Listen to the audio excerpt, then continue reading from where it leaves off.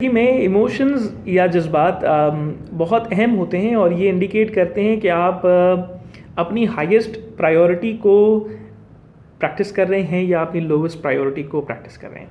अब अगर इंसानों की बात की जाए, छोटे बड़े हर शोबे से ताल्लुक़ रखने वाले इंसान, उनकी कुछ हाईएस्ट वैल्यूज़ होती हैं, कुछ हाई प्रायोरिटीज़ होती हैं और कुछ लो प्रायोरिटीज़ होती हैं। आपने खुद अपने अंदर ये नोटिस किया होगा कि कुछ चीज़ों को करके आपको बहुत ज़्यादा खुशी और इत्मीनान महसूस होता है और कुछ चीज़ों को करके आपको तकलीफ़ होती है और आपको उन चीज़ों की तरफ जाने में या उस चीज़ को करने में अपना टाइम आप नहीं गुजारना चाहते या आप अपना टाइम नहीं उन चीज़ों में इन्वेस्ट करना चाहते।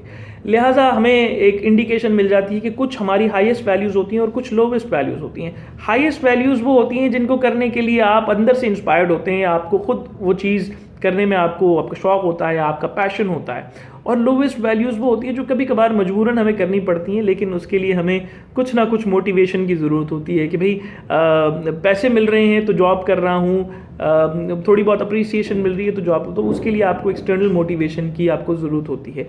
उसके बरक्स जो है वो हाईएस्ट जो वैल्यूज़ होती हैं उनको करने के लिए आप बाज़ दफ़ा पेन के प्रोसेस से भी गुजर जाते हैं, but you still want to do it. Take an example of a parent जो कि अपने बच्चों के लिए बहुत कुछ करते हैं but still they go through a lot of pain.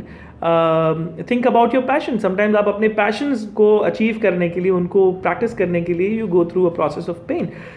So वो आपकी हाईएस्ट वैल्यूज़ होती हैं। अच्छा, अब इमोशनल इंडिकेशन की बात करते हैं। बहुत सारे इमोशंस, उसमें कुछ कॉम्प्लेक्स इमोशंस हैं और कुछ वैसे रूटीन इमोशंस हैं जो कि सिस्टमैटिक हैं, जो कि आप फील करते हैं। वो आपको बहुत सारी चीज़ें इंडिकेट करते हैं। एक कॉम्प्लेक्स इमोशन जिसकी मैं यहाँ बात करना चाहूँगा, जैसे कि डिसअपॉइंटमेंट है या शेम है या एम्बैरेसमेंट है।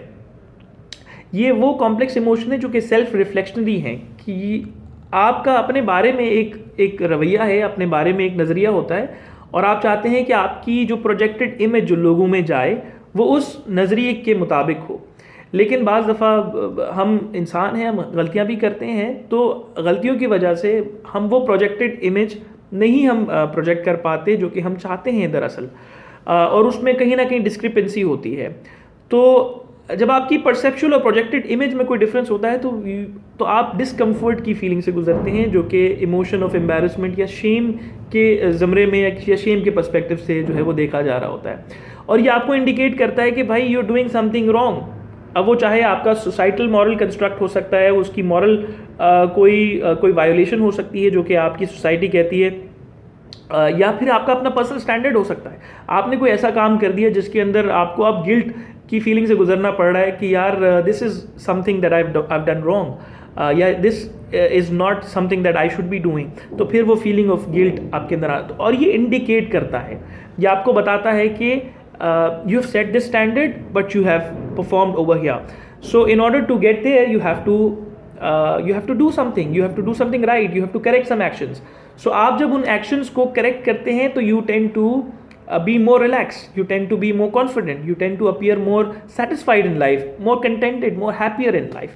So अपनी emotions को ज़रूर उनको observe करें, उनके बारे में सोचें, उनके बारे में गौर व फिक्र करें कि आप किस मोमेंट में किन काम को करके कौन से emotions को एक्सपीरियंस करते हैं, ताकि वो emotions आपको आपके पाथ को, आपके एक्चुअल गोल को, आपकी हाई वैल्यूज़ को, आपकी हाई प्रायोरिटीज़ को अचीव करने में आपको हेल्प करें।